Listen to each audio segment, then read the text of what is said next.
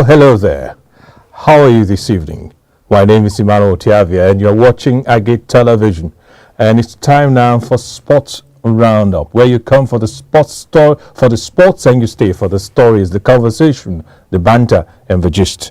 On today's edition of Sports Roundup, the regulars are coming your way, as well as the sports trivia. Don't forget that on Sports Roundup, you can participate by watching us on Facebook or on YouTube, or follow us live in any part of the world on www.agateradiotv.com, where you can listen to our radio platforms and Agate Television, and even read our newspapers a copy. We are digitalized because we believe that these are the platforms that will serve you better in every nook and cranny of your life. Well, let's go into today's program proper. I have beside me Andakura Jov, who is making his maiden appearance on Agate TV Sports Roundup. Welcome to Sports Roundup, Andakura. Yeah, it's a pleasure. And next to me as well is the ugly son, Nengi Nyagba. Nengi, welcome. Thank you very much. We have so much to delve into, and I would not like to take too much of your time because I know most of you have been waiting to follow us on today's edition of Sports Roundup. So let's begin with the updates that will bring you in the news segment. And in the world of basketball, Victor Wembanyama showcased his extraordinary talent last night, leading the San Antonio Spurs to a 106-88 victory over the Utah Jazz with an impressive 5-by-5 performance. The rookie sensation tallied 25 points, pay attention, 9 rebounds, 7 assists, 5 blocks, and 5 steals, marking the second time he's achieved this rare feat. Wembanyama joins legends like Hakeem Olajuwon and Andrei Kirilenko as the only players to do it more than once. And instead of basking in the fact that he's the first player in this generation to have more than 5 points, 5 steals, 5 blocks, 5 assists, and 5 rebounds in the same game and do it twice, he said, this is just an indication of what I can do. He said he's committed to consistently elevate his game. In other action, Ja Morant lit up the court for the Memphis Grizzlies, securing a 122-99 win against the Milwaukee Bucks with his 12th career triple-double. Nengi Nyagba, you're our resident basketball nerd, and for someone to score more than 5 points, rebounds, assists, steals, and blocks in one game, how rare is that? That's extremely rare. The statistics is there to show. And Wembanyama has been a player and a sensation from the time he stepped into the NBA, has been the first pick on the draft. And he hasn't been a disappointment ever since. You can't go by and say that this is ordinary. He's a center. Yes, his work is to block. Yes, his work is to get rebounds. Is he really a center? I think he's just a universal charger. On the with his height, you know that's like his natural position. And that's where he just plays. The other issue. Everybody assumes that just because he's tall, that is what gives him advantage. But I guess the guy is also very smart. Definitely. There are other tall people, you know. You have to be that smart to be sustaining yourself that much in the game. And Wembanyama, over time, people feel that this is weak points. And as you said, that's what has made what many of his opponents don't like him. He's like a terror, and that's why they call him the nickname, the alien. He's an unusual player, by the way. Someone who measures with sneakers on about 7 feet 5-6 inches, depending on who is suspending him. Secured his 12th career triple-double, 26 points, 14 assists, and 10 rebounds. Giannis Antetokounmpo, that the Greeks like to call Antetokounmpo, game high 37 points. Even with that amount of points scored by him, the Bucks fell to their 4th straight loss. Meanwhile, the Phoenix Suns staged an impressive comeback, overcoming a 21-point deficit to beat the Los Angeles Clippers 125-119, thanks to Devin Booker's dazzling 40-point performance. The Suns now sit third in the Western Conference, signaling their rising momentum. Let's come back to some home-based basketball news now. The Rivers Hoopers are on a quest for an undefeated season of the Nigerian Premier Basketball League, bolstered by incentives from the Rivers State government after a commanding 94-50 win over Ebon Comets. Coach Ogo Odaudu is thrilled with the progress into the at stake. Now, when you hear names like Ogo Odaudu, you know that these are you have a lot of Benue sons and daughters doing well in the game of basketball, coaching a lot of teams from north, south, east, west in Nigeria. But Nigeria has no, Benue has no virile basketball team apart from the team in Boko hit, right? Yeah. But except that, At this point in time, under Kura, why does it seem like in a state like ours, our main focus is usually football, and even the football we are not really doing much? Well, I would say it's as a result of a priority.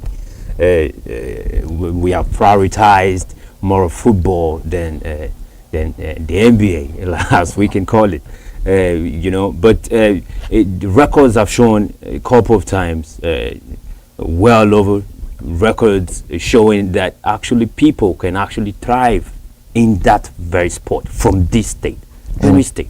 We are multi-talented. We sport-wise we can do very, very well. So I'm rather urging stakeholders to take a look into what the basketball sport can actually bring, the lucrative nature of it, the money it drops in, and more of that. So I think we need to take a look and actually step into basketball and make it thrive in Benue State. Well, let's look more at Crossroads Sports and Entertainment. Super Eagles and full-out midfielder Alex Iwobi is making waves in the music scene with his new single, What's Love? Celebrating African culture through a blend of Afro swing and rap. Following the success of his debut track, Don't Shoot, Iwobi is proud to be the first Premier League player to release music using his platform to inspire others and express himself beyond football. Style boy Iwobi. In a recent interview on the Kura, Iwobi shared his passion for music as a creative outlet and a way to motivate the young people to pursue their dreams. Fans are reacting positively with comments highlighting their surprise and support for his musical journey, with one saying this is a solid jam, perfect retirement plan. It's clear that Iwobi is not just scoring goals on music. A big fan of music. I'm actually a musician, if I may call it that way. I started in music, and then is there any connection between music and football? Not really.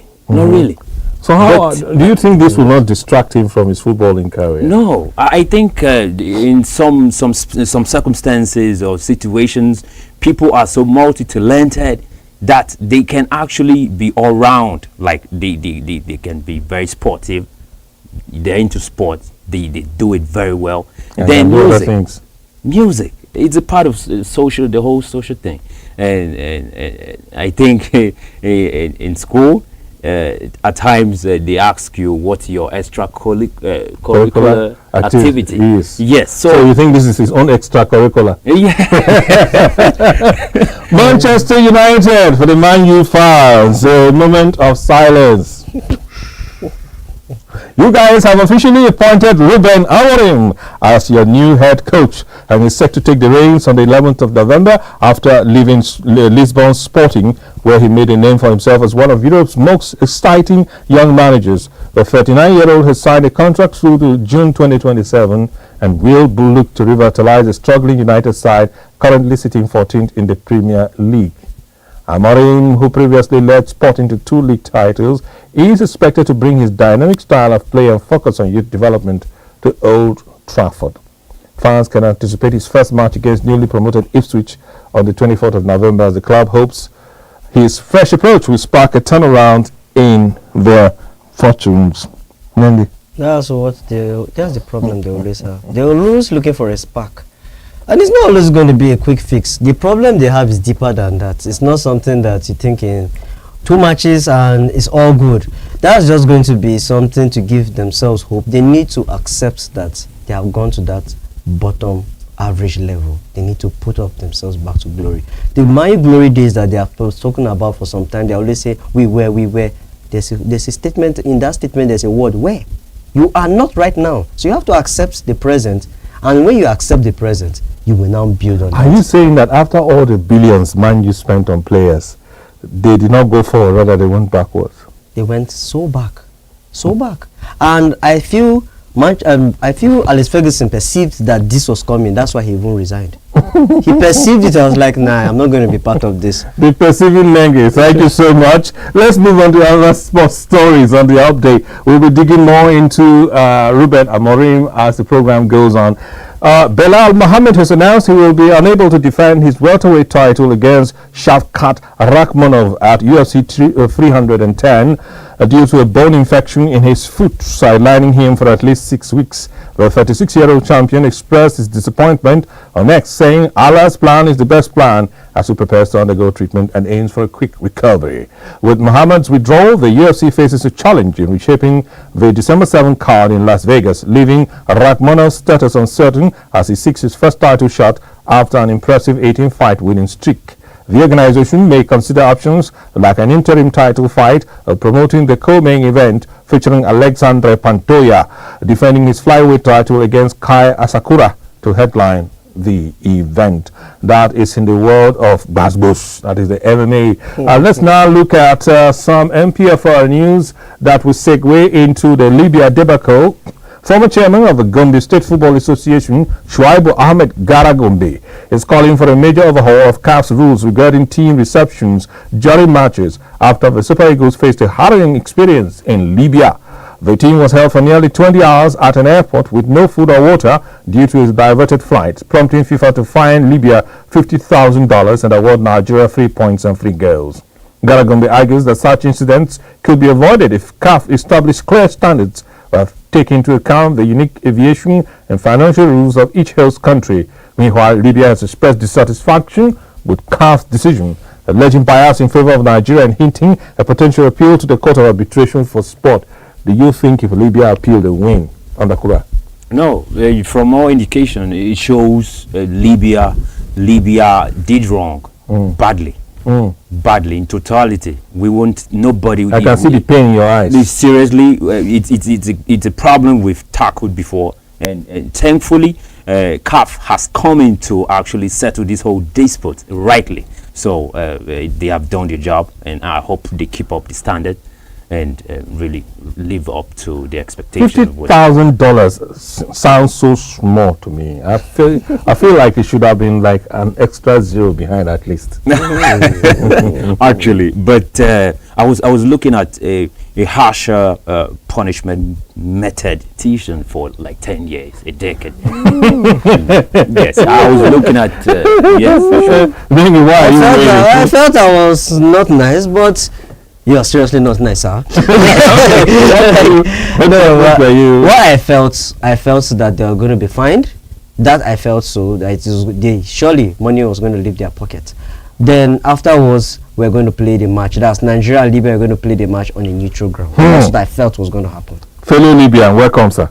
We will still play the match after all that. No, it's supposed to them that either way they'll still lose.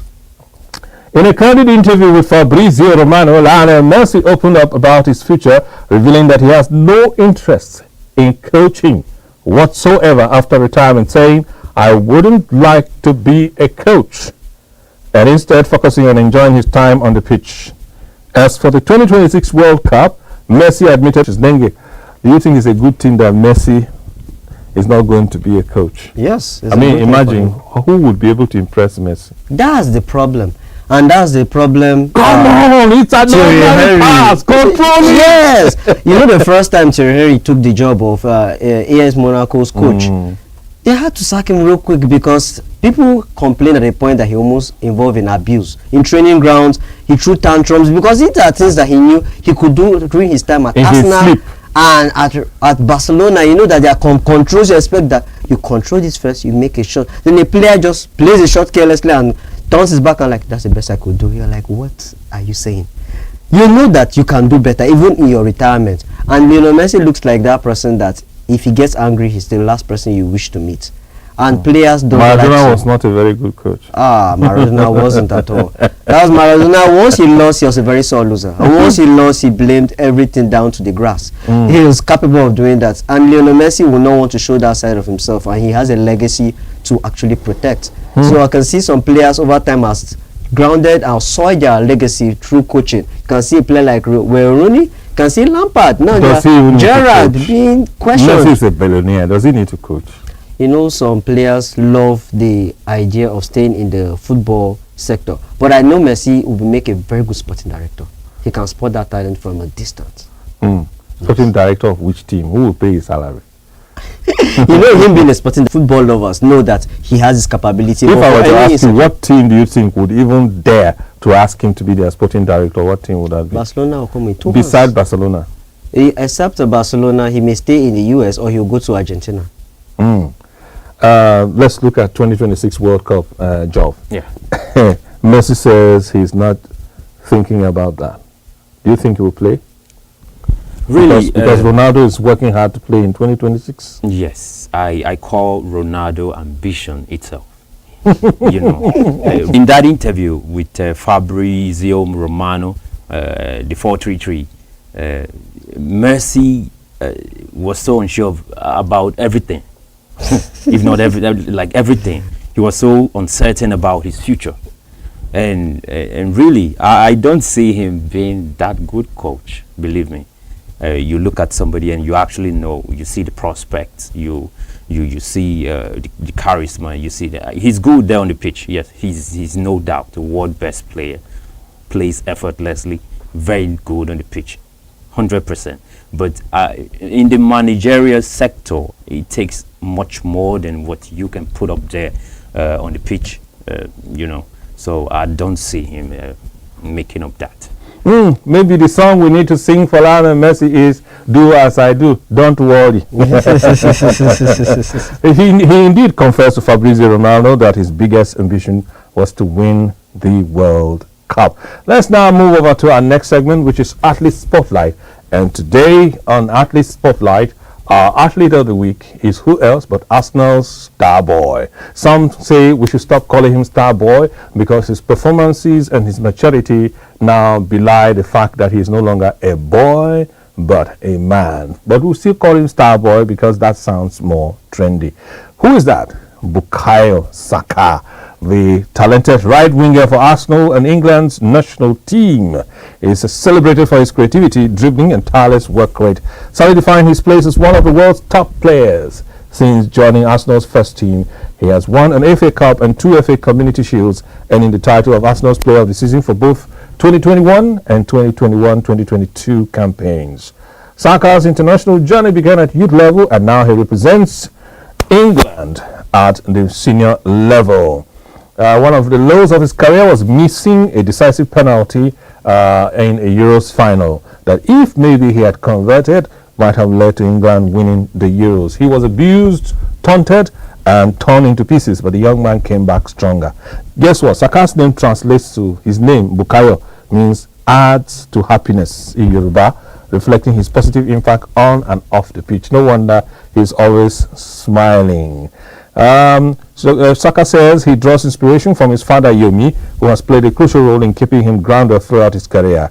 He admires football legends like Thierry Henry, Alexis Sanchez, with former teammate David Luiz being a significant mentor during his rise at Arsenal.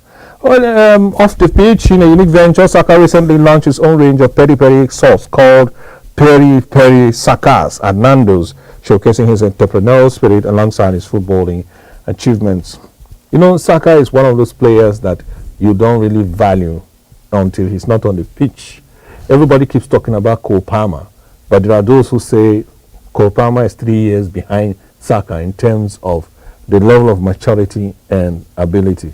He was not there. Arsenal struggled against Bournemouth, couldn't really create anything. Do you think Saka is undervalued? Saka, I would say he's underrated. Yes. I see the likes of Ademola Lookman, and then I look at Rashford, and I'm like, these guys deserve better. Ademola Lookman, you know, they are underrated. I don't know if because they are from this continent, I don't know, but they deserve better. They're doing very well, more than what these guys out there are doing there in Europe. Saka is a top talent, 100% top talent there on the pitch, and he plays. Look, when you see a natural talent, you know he's a definition, a true definition of what a natural talent is, no doubt. So I would say he's underrated. Let's look at Saka, ugly son. Yes. It seems like Saka's career is more or less like he doesn't really have something about him that everybody will shout, but he seems to have everything a footballer needs.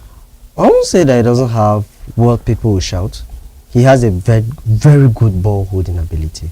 Exactly. He's that player that glues to that ball, you know. If this ball is going off this player, it's going to be a foul. And most times referees know once it's going down, it's going You know, to that's true. Against Liverpool, that first goal was all about strength. Yes, and if you see the shot, And even the second goal, he was one who caused the free kick. orchestrated it. Yes, so I've noticed that. So maybe people may not be looking at his talent, but trust me, I was one of those people that vouched for him. If I was abroad and I could talk to Ateta, I was this is what I'm saying, that you just made me realize that Saka is actually very, very strong. Yes. Very, very strong. Yes, to the ground. But if you don't take time, you will not won't notice that. So I remember then the good thing about Arsenal, the downfall of the stars at Arsenal was an uprising for Saka, because there were little or no options at that wing. Then was from the academy, he looked very fragile, young, and many Arsenal fans that might come to beat their chest and sing his praises today were doubting Arteta's plan. Then was like, Pepe is on the bench. Pepe, why are you using this? I was like, if he's playing well, let him play. He's not a small boy as long as he's doing the right thing on that pitch. So look at the results now. If Saka is not present, you know there's something wrong with Arsenal. In TV, you say Kwaguzamo, you know that there's something wrong there. I can't have not at all. So you can see that this is a match that Odegaard was absent. The creative link that we all know. I don't need to say or prioritize or talk more on Odegaard. You and I know how Odegaard is important to an Arsenal team. But what Saka was, they just needed to give the ball to Saka, and he knew what to do. He knew the rest to do.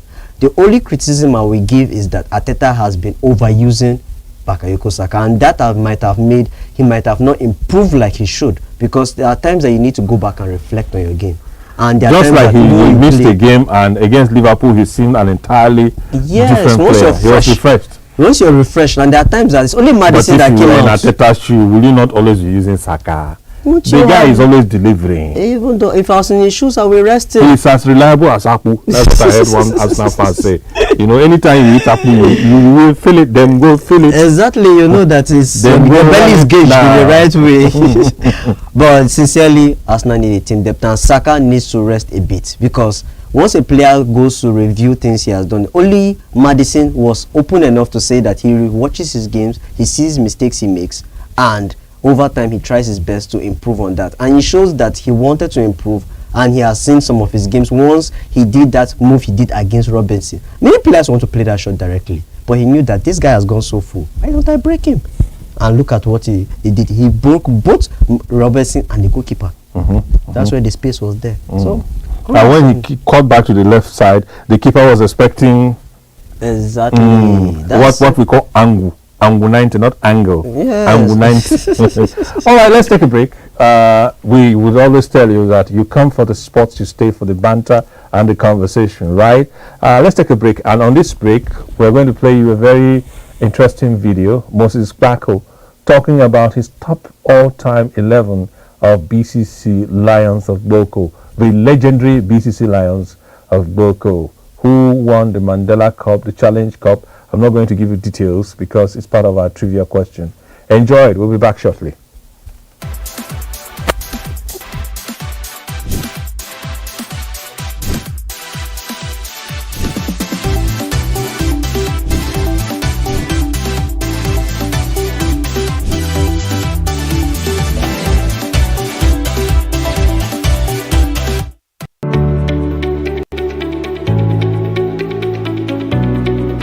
That's a very difficult question because I spent 14 years there.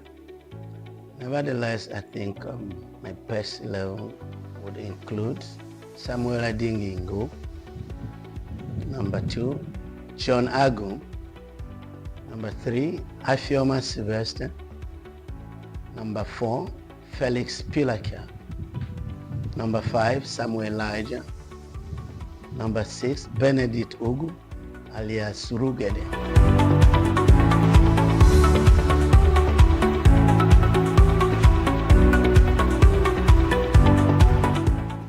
Number 7, James Neto. Number 8, Tefak Bako. Number 9, Dominic Iofa. Number 10, my humble self. And number 11, Kolade Abejide. This is my best ever BCC First 11.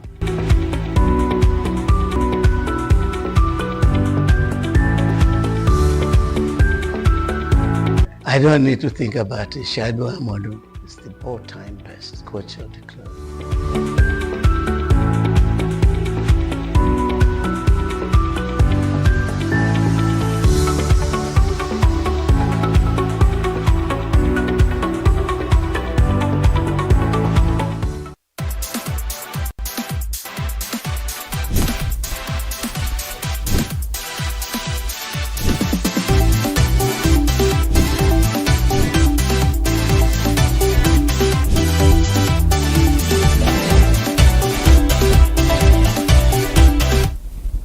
Welcome back, and like we promised, Moses Sparkle there talking about his all-time top 11, first 11 for BCC Lions of Boko. I have with me two young men here, but I'm not sure they will know anything about these names, because even on Google you will not get any details about these names. The likes of Afeoma Sylvester, John Agu, Felix Pilakia, Zuata Fashinetori, that was his name, Benedict, who was known as Iron Bender Surugede. Not to talk of James Neto, who was a northerner that he was Beckham before Beckham, talking about Moses Bako himself, who was mercurial, skillful, but I rather prefer to compare him to an energetic version of Xavi. That was Moses Bako.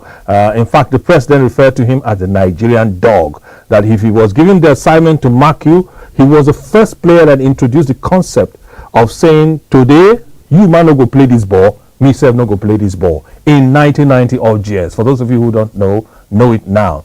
Long before the likes of Kante and Makalele were policemen on the pitch, Moses Bako was the DPO against Rabamaja, made him completely useless. In the first game, Nigeria lost 5-0 to Algeria in the opening game of the tournament. Nigeria met Algeria in the final, and Algeria needed the referee's help to win by a lone goal. Why? Rabamaja was locked down, as in total COVID-19 lockdown. Moses followed him even all the way to the touchline when he was communicating with the Algeria. I can't remember that experience. I mean, I just saw Moses following this guy all the way to when the coach was giving the guy instructions. Guess what Moses said? He spoke French. Oui. And the coach was confused. The coach assumed that Moses Bako understands French. So he didn't communicate with Rabamaja anymore. Give him instructions. He just say oui. And he doesn't understand anything in French. Apart from that, oui, that he knows. That's how intelligent Moses Bako was. I mean, just reminding me of some of those names, particularly Afeoma Sylvester, who didn't know the difference between training and match. That's intense all through. Afeoma had no skills, had no time to play. His own is, when he's manning that tree, thou shalt not pass. That's all. He did not overlap. The halfway line was his boundary. You never see Afeoma Sylvester cross that half. No matter what. Contented. He was always the last man, and he was a 3. So very interesting top 11, and we'll be bringing you, of course, the trivia that would help you to also know more about BCC Lions. Match of the week: Newcastle versus Arsenal in the EPL. Well, if I were to ask you tomorrow, it's the first game of the day at 1:30. What do you think Arteta needs to do, considering all the injury crisis, to get the maximum points against Newcastle? You even had to call their name before you start commenting. yes. But They're a threat. They played a fortnight ago against Chelsea. A few days ago. Them out of the Carabao Cup. And Chelsea fans are saying Carabao Cup is not important.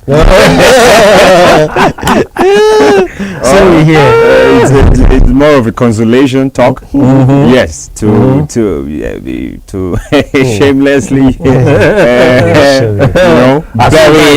burying the defeat. Very, very unfortunate match. If you had asked me what would be the match of the week, I will tell you it's Manchester United versus Chelsea. Okay. I see that as a more top flight match. No, if you are looking at names of the past, you can say Manchester United versus Chelsea. But looking at current form is Arsenal, Newcastle, because these are the sides that in the last 2-3 years have ended in the top 4. Have been consistent. Yes. So I get them before it's no property. No. But Manchester United is a threat. It's a threat any day. I bet you it's a. But big not name. every day. Just the way It's a big name any day, but not every day. Well, maybe Newcastle also have their issues. Alexander Isak faces a crucial fitness test because he was substituted on Wednesday in the EFL Cup. Anthony Gordon and Jacob Murphy are also set for assessments. Jamal Lascelles, Sven Botman, Kieran Trippier, and Callum Wilson are unavailable for selection. Now, Arsenal defenders Ben White and Gabriel will be monitored after missing the midweek win at Preston due to injury, but William Saliba is back after missing the draw with Liverpool. Captain Martin Odegaard and Ricardo Calafiori are still sidelined, although Arteta is hopeful for Odegaard's return before the international break. Yeah, I will say for one reason, as much as one can talk about the Chelsea versus Man U match, the same way this energy is drawn into this fixture, because Newcastle don't take the match against Arsenal as a league match. They take it like it's a cup. They have won 2 of their last 3 Premier League matches. Yes, and at home against Arsenal. They want to build on that, and this season has been a bad season for Newcastle. The coach knows that his job is in a balance. The same message that was sent to Ten Hag was sent to him, so he knows that any sloppy performance from his players right now is going to cost him his job. His job is, and once a coach knows something like that, he tries his best to get the best out of the results. I know that Arteta will go to that match looking for a victory because he has drawn enough so far. And the match against Liverpool, he was hoping that at least he will get something. If he could steal the 3 points and run away, if Arsenal had their way, second half they have not come out to play. They have just run away like, we have done it, well, another day.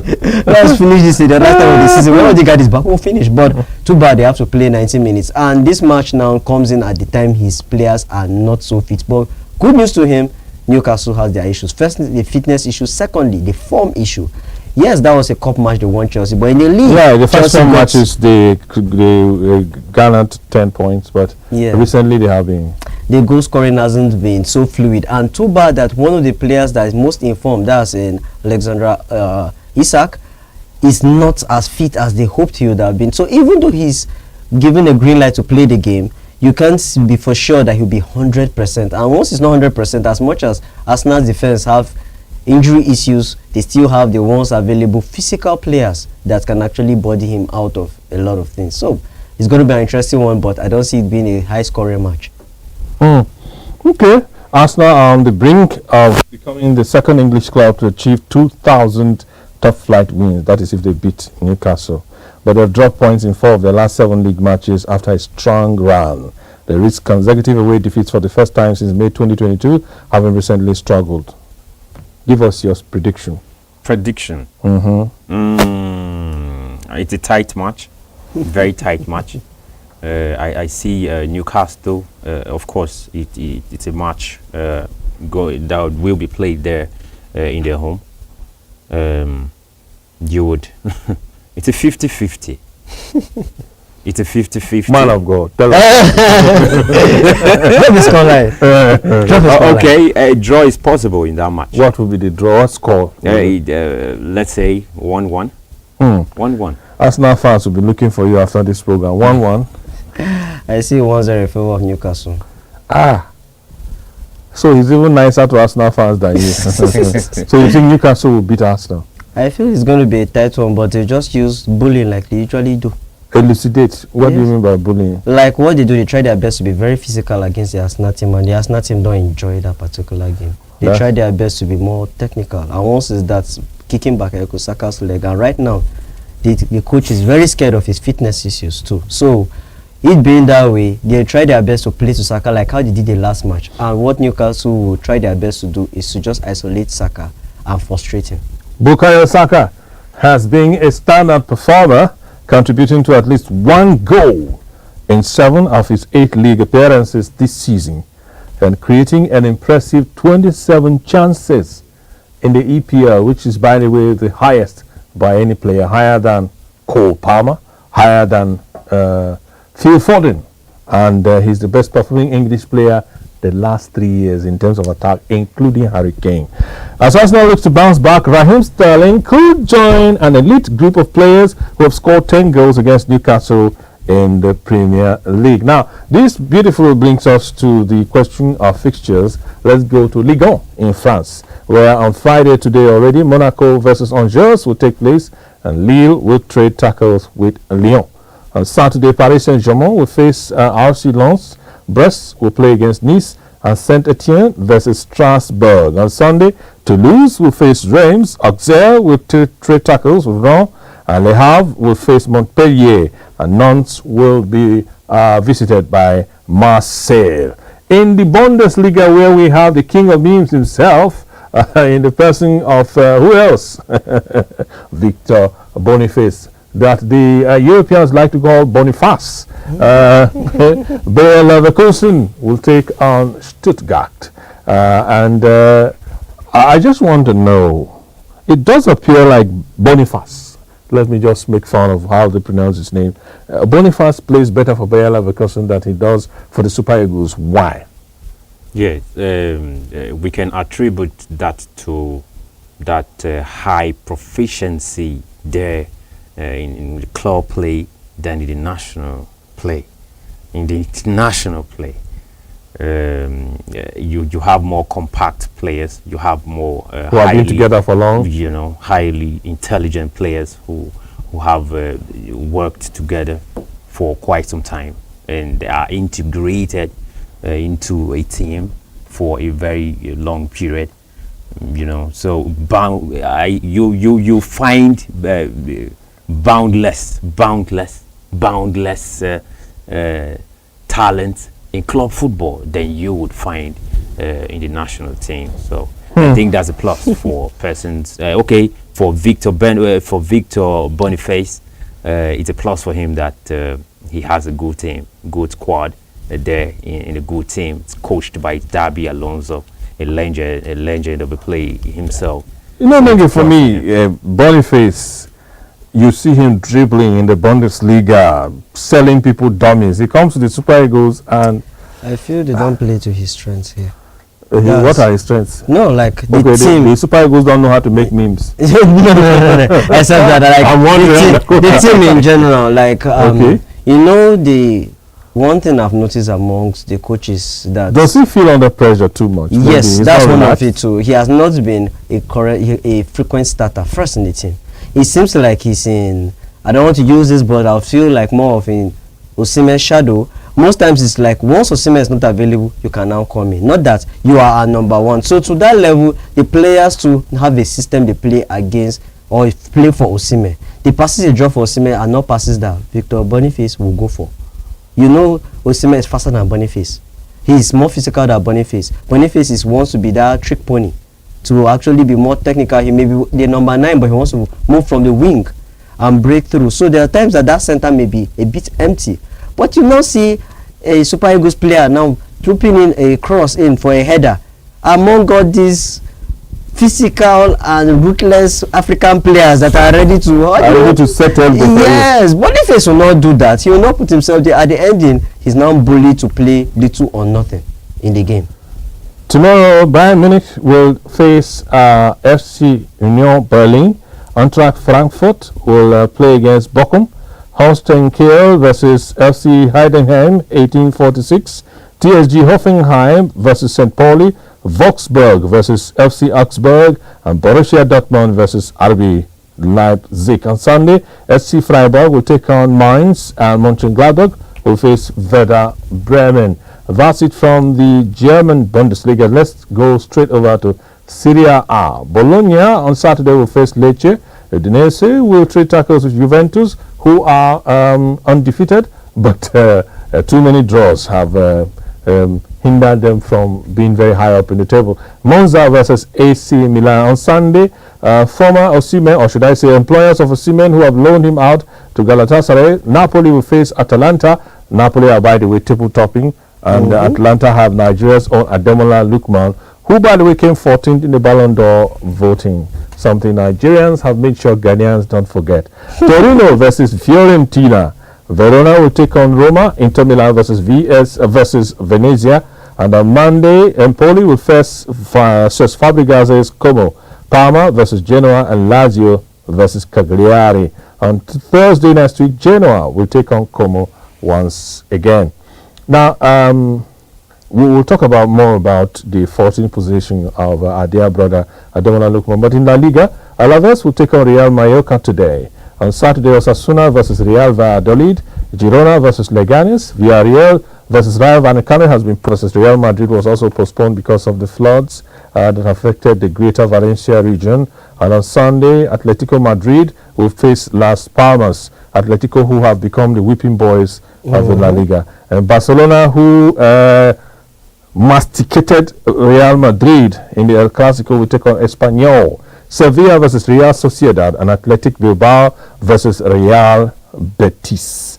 Real Betis. Okay, interesting. Monday, Celta Vigo will take on Getafe. In the EPL, we have already discussed Newcastle United versus Arsenal, which is early kickoff at 1:30 tomorrow. 4 p.m. kickoffs on Saturday will be Bournemouth versus Manchester City. Do you think Bournemouth will be able to do to City what they did to Arsenal? I doubt that. They are not so good. They're not so good. But City have only about 13 or 14 senior players fit. Yeah. Manchester City? Yeah. Well, I laughed, yeah, sure. Because Team B of Manchester City is still unbeatable. Yes, so. But they were beaten in the Carabao Cup by Spurs. Or you will say Spurs and Bournemouth are not mates. Of course. Ipswich Town versus Leicester City, and Liverpool versus Brighton Hove Albion, Nottingham Forest versus West Ham United, Southampton versus Everton, Wolves versus Crystal Palace. And on Sunday, Tottenham will take on Aston Villa. Now, let's talk about Manchester United versus Chelsea. You know that Manchester have a lot of points to prove there. And Chelsea too want to prove that they are the team in form and they are here not to joke. The players they bought are all working and their new coach is working, because almost everything is new.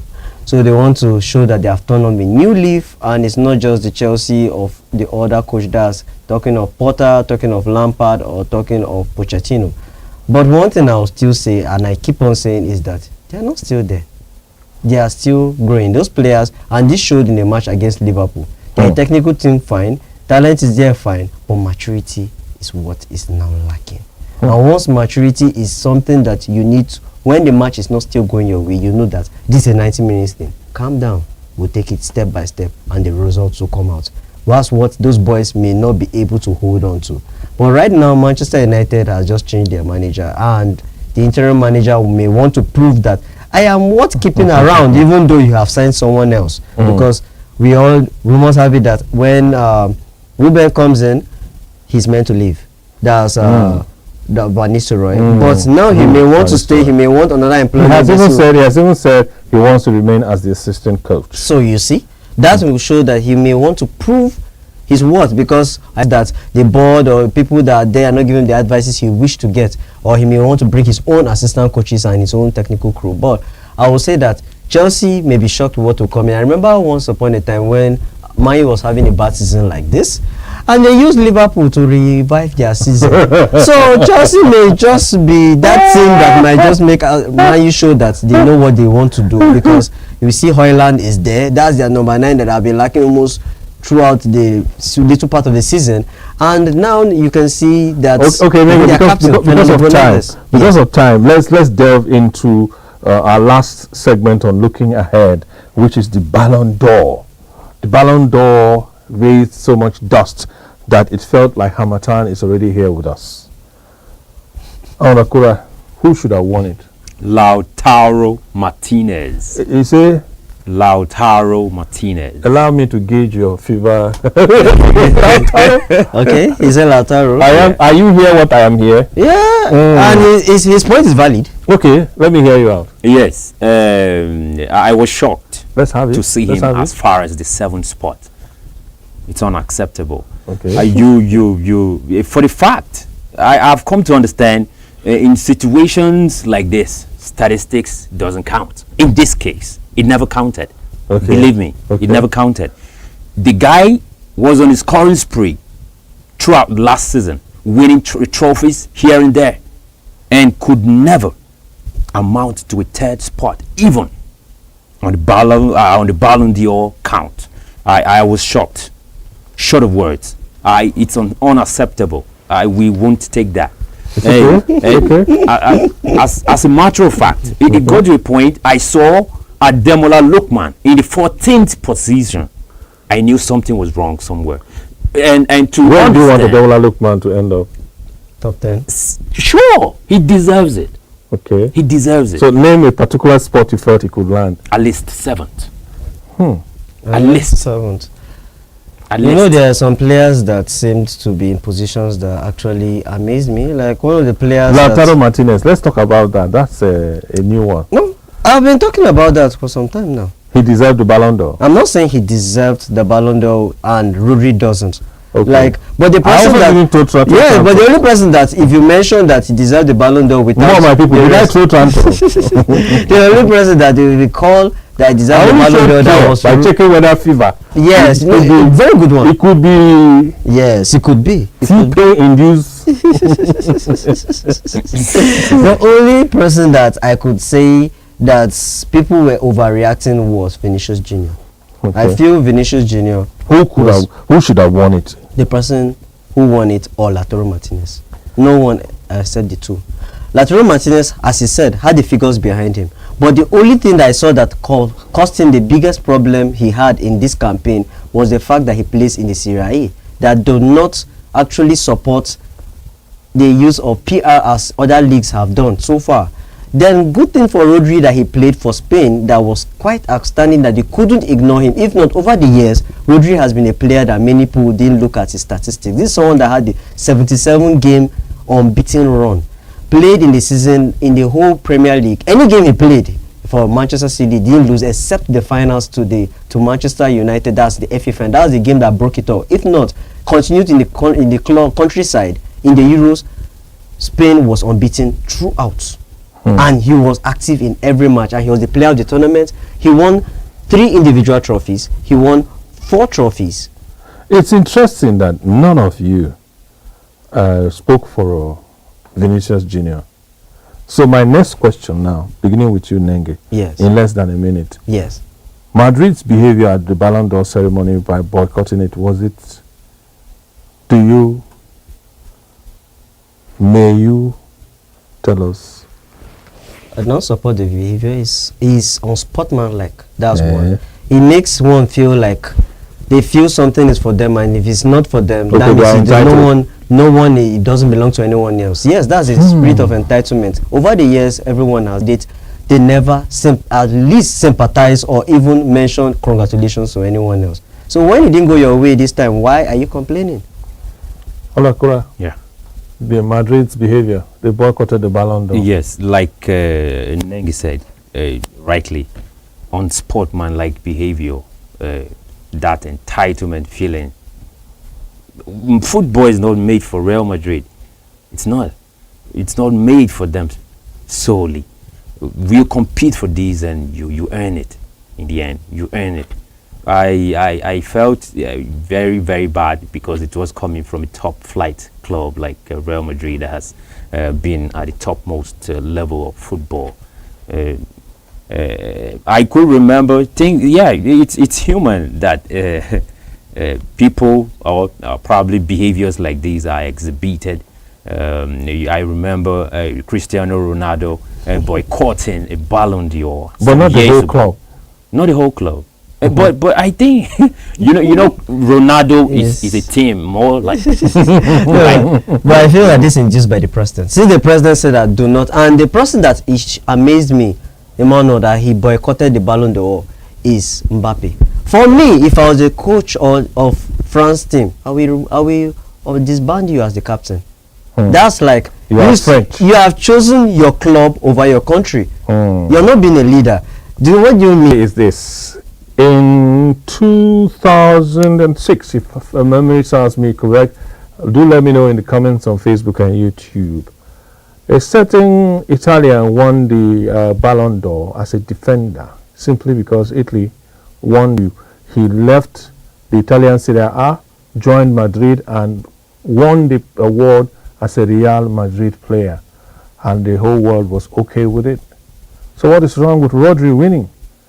A lot of conspiracy theories coming out saying, well, he's not even in the EPL's best player. He's not even the best player in Manchester City. He's not even the best player in Spain. He was not the player of the tournament in the Euros. Blah, blah, blah, blah, blah, blah, blah, blah. Just like Saka, Rodri's relevance is noticed when he's not on the pitch. See how Man City are struggling? Maybe that's why he won the Ballon d'Or. And by the way, anything that involves selection, election, not really based on hardcore marking schemes or stats, something that is opinionated is bound to produce dichotomous results, such as we saw in the last few days. Do not be like Real Madrid. Sports is about give and take. Let's all learn to lose in dignity and win in humility. That's it for Sports Roundup today. My name is Emmanuel Tiave on behalf of the production crew. Thanks for being with us. Join us again next week, Friday at 7 p.m. Bye.